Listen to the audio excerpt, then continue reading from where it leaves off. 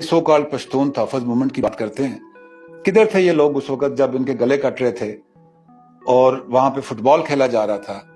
तो किधर थे ये मोहसिन दावड़ साहब, अली वजीर साहब, मंजूर पश्तीन साहब, किधर थे? जरा पूछें इनसे।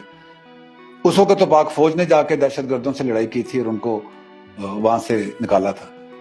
आज जब हालात ठीक हो गए हैं, जब डेवलपमेंट का काम शुरू हो गया है, जब बहाली का काम शुरू हो गया है, तो तहफ़्फ़ुज़ की बात आ गई। उस इलाके में हुकूमत या फौज के सपोर्ट में बोलता है,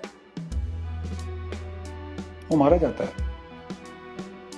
क्यों मारा जाता है? टीटीपी आपके हक में क्यों बयान देती है? आपने आवाज उठाई कि वहां के लोगों को तकलीफें हैं, वहां के लोगों की डेवलपमेंट होनी चाहिए।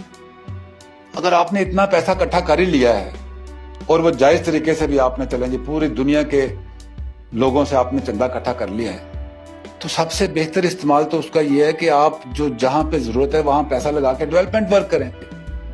आप फौज से किस बदले की बात कर रहे हैं कि हम बदला लेंगे, हम लटा देंगे?